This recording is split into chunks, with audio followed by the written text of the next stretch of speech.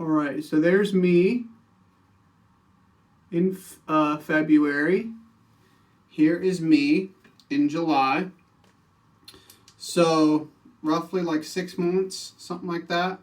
I just want to talk briefly about glycemic index. So I know there's a lot to this mental health / physical body / weight loss, hormones, counting macros and counting calories.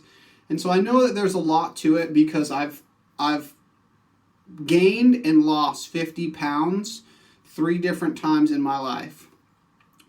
And what I want to say in regards with the glycemic index is everything to do with the metabolism as an organism and these calories and macros, everything has to do with blood sugar stability, which is why I wear a continuous glucose monitor, a CGM, and keeping it low and keeping it steady and stable.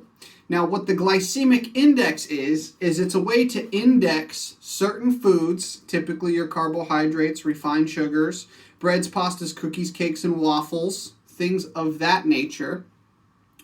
It's a way to index these foods as to how rapidly they spike the blood sugar. And once the blood sugar, the blood glucose spikes up, your pancreas, sitting near your stomach, it secretes insulin from the beta cells, kind of like that little islet things from it. It secretes insulin, which counters that blood sugar spike, and the insulin unlocks the key to the cell wall and lets the glucose molecules and stuff go into the cell, and that's what brings the blood sugar down. And then the blood sugar goes up, and then the insulin unlocks, dumps from the pancreas, and the energy can go into the cell, into the mitochondria, and create energy, ATP, adenosine triphosphate, or whatever, and it brings the blood sugar down. And so it's this constant spike and insulin. Now, the lower, the things that we eat on the glycemic index that are less refined, basically just don't eat unnatural things. Bread's kind of an unnatural thing. You can eat it. It's not a big deal, but it's going to spike blood sugar almost as much as like table sugar will. Okay? So like don't think that, wheat is actually like a good food, a healthy food. It kind of clogs the intestinal lining. It creates some weird hormones and stuff. It makes you cultivate bad bacteria in your gut like you have a gut mucosal layer, but then you have a gut microbiome. And if you kind of just eat stuff that feeds that gut microbiome healthy things, the body will do the rest. And so you don't need any sort of supplements and different things like that. But you do want to begin your education about your own body and learning how these different systems function.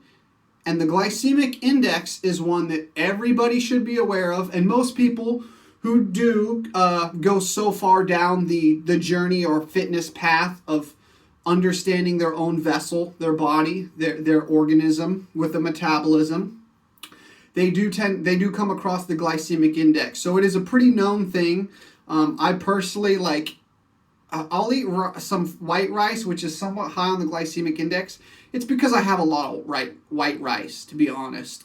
So I'll eat that, but for the most part, I eat a lower carbohydrate diet, but I don't eat things that spike my blood sugar, just because then I know I'm going to feel like crap.